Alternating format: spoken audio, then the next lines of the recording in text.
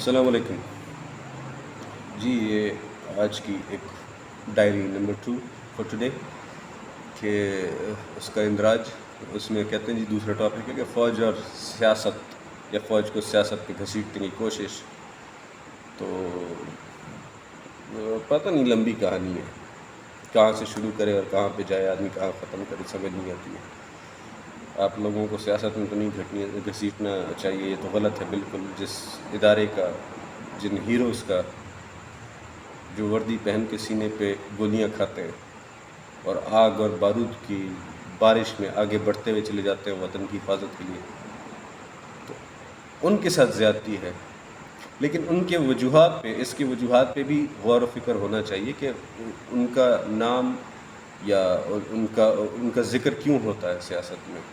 کہاں سے شروع کروں مجھے سمجھ نہیں آتی ہے، مجھے بالکل سمجھ نہیں آتی ہے. قائد اعظم سے شروع کروں، جنہوں نے حکم دیا جنرل ایوب کے بارے میں، صدر ایوب جو بعد میں بنے، جو کراچی کیپٹل تھا تو وہاں سے ہٹا کے ان کو بنگال بھیج دیا، ڈھاکہ بھیج دیا کہ جو جرنیل سیاست میں مداخلت کرے اس کو سینٹر میں مت رکھو. کس سے شروع کریں سمجھ نہیں آتی ہے. یا پھر وہ جو اپنا یہ جو شریف خاندان کو سیاست میں لایا گیا، یہ کیسے آئے؟ مطلب کیا آپ کھلی کتاب لوگوں کو کہہ رہے ہیں بند کر دو اور بھول جاؤ ہم نہیں ہیں؟ ہماری جانیں، میرا سر آپ کے اوپر قربان، میرے وطن کی فوج کے اوپر میرا سر قربان، ان کی عزت کے لیے میرا سر قربان. لیکن دو چیزیں ہیں، آپ ایک فوجی کو جو وطن کے لیے لڑتا ہے، جان دیتا ہے، اور ایک وہ ادارہ وہ ہے جو فوج پوری بنتی ہے، جو سارے اکٹھے ہو جاتے ہیں اور جا کے دشمن سے مقابلہ کرتے ہیں.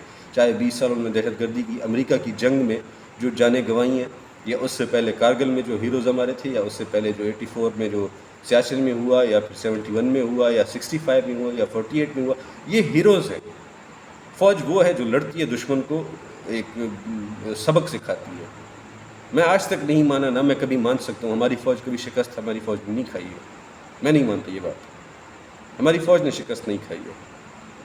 48 میں اگر فوج نے شکست کھائی تھی تو آزاد کشمیر کا تصور کہاں سے آیا؟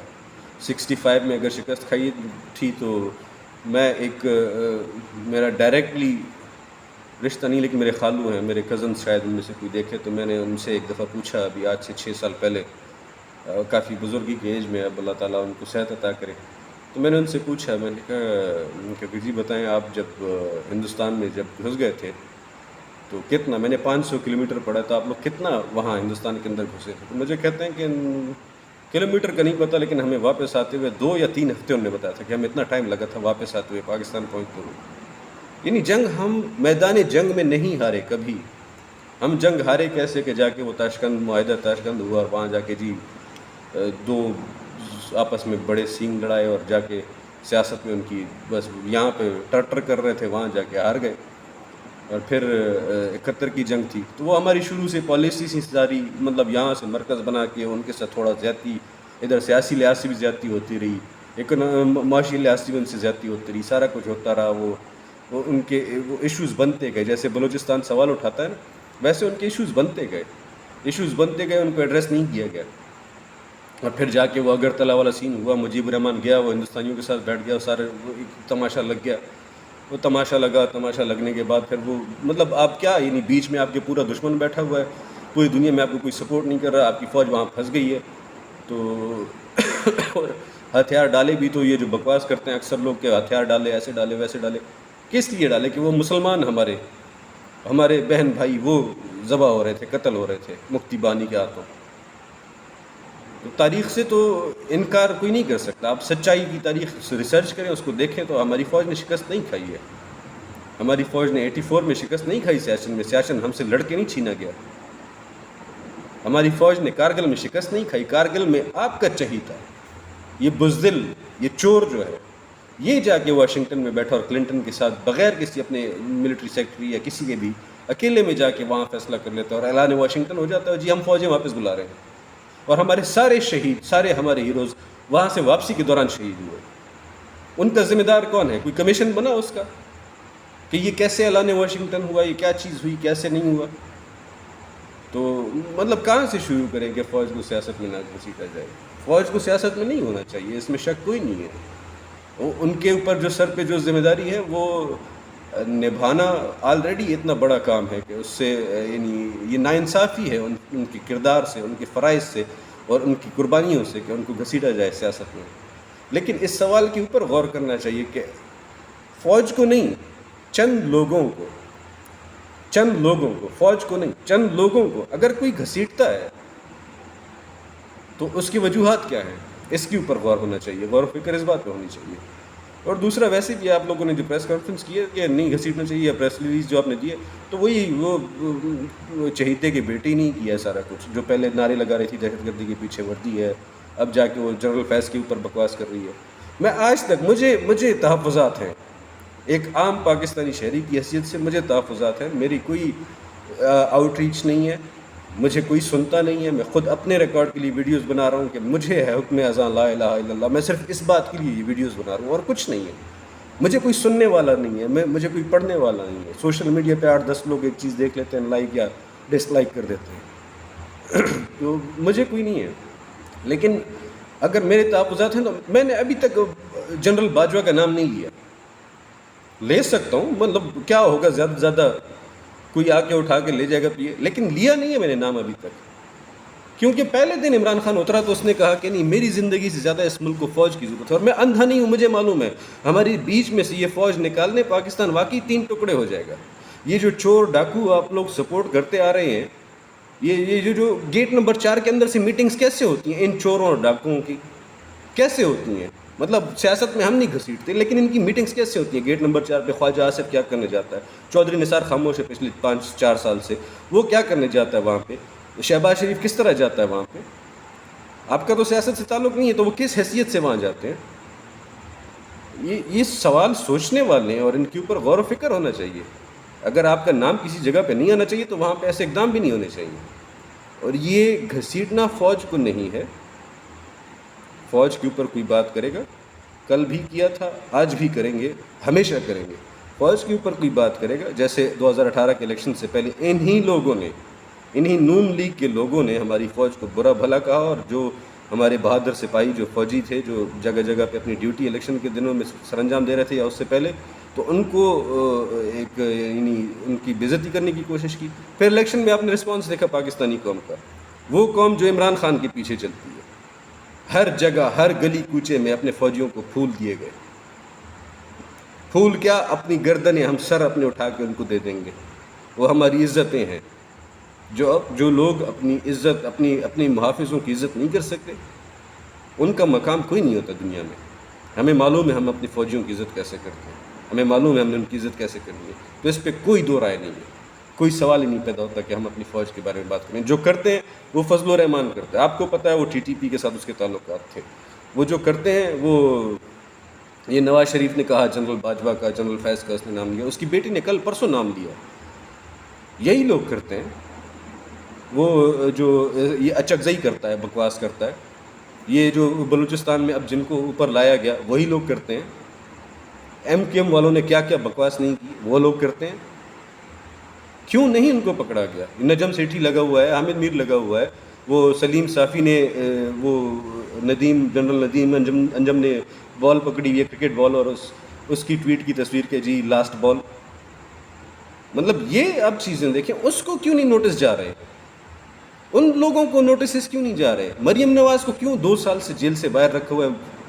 مجرمہ عورت ہے، کنوکٹڈ ہے، اس کا باپ کنوکٹڈ کرمنل ہے، کیسے وہ ملک سے باہر ہوا؟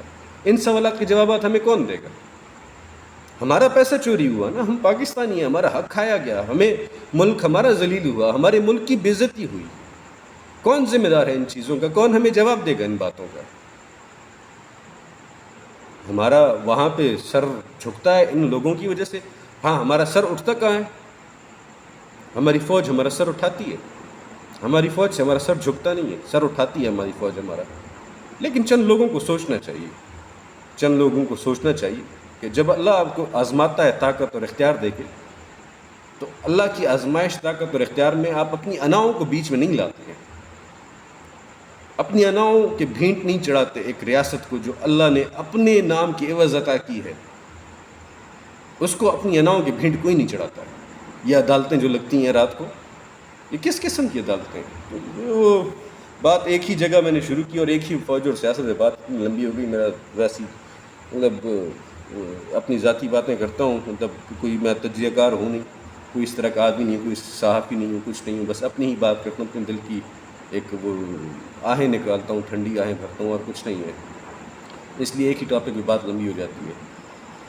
لیکن وہ اس کا وہ جی نسرین جلیل گورنر بن رہی ہے. رپورٹس ہماری ایجنسیز نے دی تھی نا کہ ہندوستان سے فنڈنگ ملتی ہے، ان کو وہاں سے سپورٹ ہے سارا کچھ، اور اس نے یہ جو سارا کچھ وہاں سے مدد مانگی تھی اور جو بھی کیا تھا. نسرین جلیل گورنر بن رہی ہے. کسی کو سوچ ہے، ہوش ہے؟ کسی کو کوئی سوچ رہا ہے کہ نہیں اس ملک کے بارے میں؟ یعنی کتنی جانیں ہم نے گنوائی ہیں، کتنے فوجی ہماری اپنی جانوں سے گئے ہیں، کتنے رینجر کے لوگ ہمارے اپنی جانوں سے گئے ہیں، کتنے ہمارے وہ چودھری اسلم ٹائپ کے ہیروز پولیس کے، کتنی انہوں نے جانیں قربان کی ہیں. اور کراچی میں تھوڑا بہت جو امن آیا وہ لانے کی کوشش کی گئی ہے، جو لایا گیا، جو کتنی جانیں قربان ہوئی ہیں اس کے اوپر. اور پھر وہی لوگ دوبارہ مسلط کیے جا رہے ہیں کراچی کے اوپر، وہی لوگ دوبارہ. مطلب کیا، یعنی عمران خان کے اتحادی تو تھے نا ایم کیو ایم والے، تو وہ بھی گورنرشپ دے دیتا نسرین جلیل کو، الطاف حسین کو وہاں پہ ڈپلومیٹک پاسپورٹ دے دیتا، جو یہ نواز شریف کو دے دیا انہوں نے. اگر ہر ایک چور کے ساتھ، ہر ایک ڈاکو کے ساتھ، ہر ایک قاتل اور ہر ایک غدار کے ساتھ یہ کرنا ہے، تو پھر ہم کیا، کس بات کا نظریہ، دو قومی نظریہ اور قومی ترانہ اور پرچم لے کے پھرتے ہیں؟ کیا ہم کر رہے ہیں اپنے ملک کے ساتھ؟ اس کے اوپر کوئی سوچنے والا ہے کہ نہیں ہے؟ یا ہم سارے علم انفارمڈ ہیں، ہم پاگل کے بچے ہیں، ہم سوچتے ہیں، اور آپ لوگ جو ہے بس مطلب وہ چاہے وہ کرائم منسٹر ہو جو 60% اس کی کابینہ جو ہے وہ ضمانتوں پہ ہے، خود وہ ضمانت پہ ہے، اس کا بیٹا جو یہاں وزیر اعلیٰ بنایا گیا وہ ضمانت پہ ہے، وہ سارے مطلب یعنی دنیا میں عجیب و غریب مثال قائم ہوئی ہے، کچھ سمجھ ہی نہیں آتی ہے. نسرین جلیل گورنر بن رہی ہے جی سندھ کی. الامان الحفیظ، اللہ رحم کرے. پھر وہ ابھی تھوڑی دیر پہلے میں نے ایک وہ ٹویٹ دیکھی کہ جی ہندوستان نے سندھ طاس معاہدے کو ماننے سے انکار کیا یا اس کو چیلنج کیا ہے، جو بھی کیا، اور وہ چناب کے اوپر ایک اور ڈیم بنانے جا رہے ہیں اور ایک بند باندھ رہے ہیں. پچھلے 3 سال یہ لوگ صرف یہ کام کرتے رہے کہ کسی طرح ان کے اوپر سے وہ دھبا دھل جائے، جو عمران خان نے اقوام متحدہ میں کھڑا ہو کے کہا کہ یہ نازی ہیں، یہ فسادی نازی ہیں، یہ جدید دور کے نازی ہیں، یہ نازیوں سے انسپائرڈ تحریک ہے، یہ جو مودی کی گورنمنٹ ہے یہ نازیوں کی حکومت ہے، یہ انتہا پسند ہندو ہیں. وہ دھبا دھونے کی کوشش کرتے رہے. پاکستان کے پاس آنے کی اور ہاتھ ڈالنے کی تو مجال ہی ان کی نہیں ہوئی کہ جو ان کو چپیڑ پڑی تھی 2019 میں، کہ جو آصف غفور صاحب، اللہ تعالیٰ آپ کو خوش رکھے، بڑا آپ کا نام آتا ہے تو خوش ہو جاتی ہے طبیعت، کہ جو انہوں نے کہا کہ وی ول سرپرائز یو، ہم نے ان کو ایسا تھپڑ مارا کہ وہ رہتی دنیا تک یاد رکھیں. کہاں وہ وقت تھا کہ مطلب ابھی کوئی 150 سال پرانی بات نہیں ہے، ابھی 2 سال پہلے کی بات ہے، اور اب جا کے وہ یہ حرکتیں کر رہے ہیں. کیوں کر رہے ہیں؟ کیوں کر رہے ہیں؟ ذمہ دار سوچیں ذمہ دار لوگ. اسٹاک مارکیٹ آپ کی کریش ہو رہی ہے، وہ ڈالر جو خدا بنا ہوا ہے وہ آپ کا جو ہے آسمانوں پہ جا رہا ہے، مرغی اڑ رہی ہے، مہنگائی آسمانوں کو چھو رہی ہے. تب کسی کو خبر مطلب تب ہر کوئی جی لیمو 400 روپے کلو ہو گیا. میں سعودی میں تھا تب میں نے دیکھا لیمو 400 روپے کلو ہو گیا. جی بتائیں جی کدھر ہے نیا پاکستان؟ 1200 روپے کلو تھا لیمو اس رمضان میں، 1200 روپے کلو. کوئی پوچھنے والا ہے؟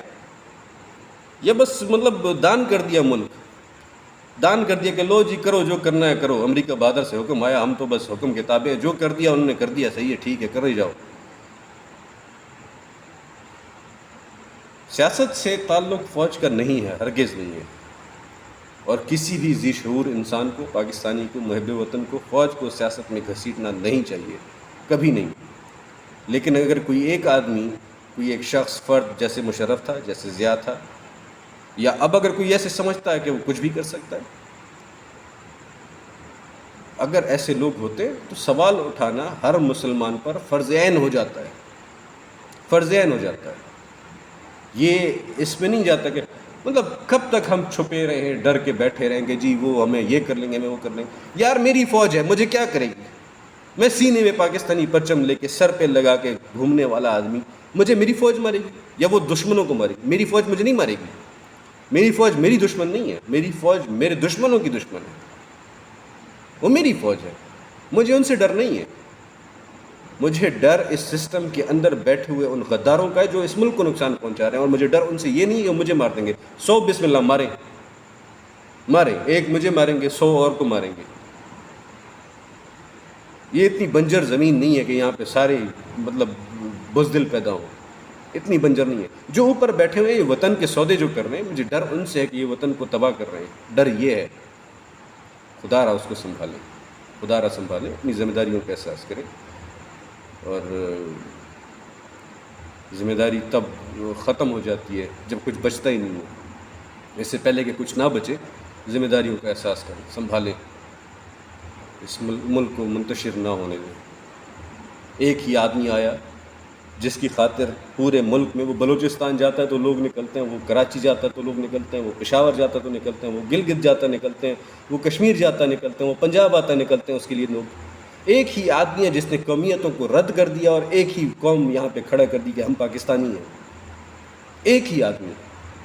یہاں پہ یہ جو آپ کے ہیں چہیتے، ان لوگوں نے جاگ پنجابی جاگ والا نعرہ لگایا، وہ جو سرخے اے والے ہیں وہ پختون شختون کرتے رہے، وہ فضل الرحمان دین کو بیچتا رہا، وہ الگ دکان لگائی ہوئی تھی، وہ اچکزئی الگ ایک تماشا لگا کے بیٹھا ہوا تھا، مہاجر الگ ایک تماشا لگا کے بیٹھے ہوئے تھے کہ ہم کون سے مہاجر بھائی، ایک تو مجھے یہ سمجھ نہیں آتی ہے، 70 سال پہلے وہ ہیروز تھے ہماری قربانیاں ہم جن کا گنتے ہیں، وہ آئے اپنی جانیں قربان کی، یہاں پہ آئے، تو مہاجر کون سے بھائی؟ وہ مہاجر تھے، ان کی نسلیں، یہ تو پاکستانی ہیں، مہاجر کون ہو گئے؟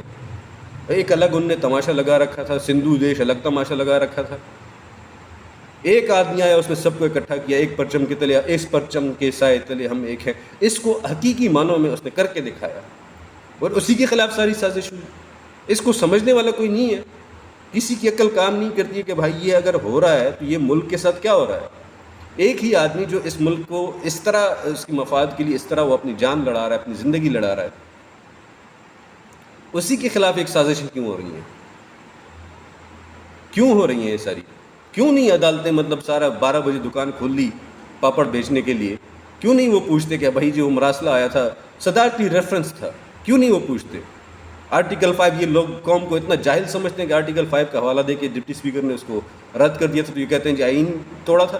وہ بالکل آئین کے عین مطابق تھا، یہ آئین کے بالکل عین مطابق تھا کہ جو اگر آپ ثابت کر دیتے ہیں کہ یہ ایسے ہوا ہے، اگر یہ کھول دیتے ہیں، سپریم کورٹ اپنی دکانداری بند کر دیتے ہیں یہ 2 نمبر فیصلوں سے اور یہ فیصلوں کی، اور یہ کھول دیتے ہیں اس مراسلے کی، اس کی تحقیقات کرتے ہیں، ایک سپریم کورٹ کا ایک جوڈیشل کمیشن بنتا ہے، اس کی تحقیقات ہوتی ہیں، تو اس سے ثابت ہو جاتا ہے کہ یہ حقیقت ہے، اور حقیقت ثابت ہونے کے بعد ثابت ہو جاتا ہے کہ وہ اس کا قاسم سوری کا فیصلہ صحیح تھا، اور صحیح ہونے کی صورت میں یہ سارا فیصلہ ان کا ردی کی ٹوکری میں جائے گا۔ اس لیے نہیں کرتے۔ اپنی اناؤں کے بھینٹ مت چڑھائیں اس ملک کو، یہ اللہ کی عطا ہے، اللہ کی عطا ہے، اس کے کلمے کی برکت ہے یہ، اس کو اپنی اناؤں کی بھینٹ نہ چڑھائیں۔ وہ ترازو لے کے بیٹھنے والے بلڈنگ میں بیٹھنے والے لوگ اس کو اپنی اناؤں کی بھینٹ نہ چڑھائیں۔ اللہ مالک پاکستان کا، اللہ پاکستان کی حفاظت کرے، انشاءاللہ خیریت ہوگی، انشاءاللہ خیر ہوگی۔ فوج ہمارے ہیروز ہیں، ججوں کو سوچنا چاہیے۔ اللہ حافظ۔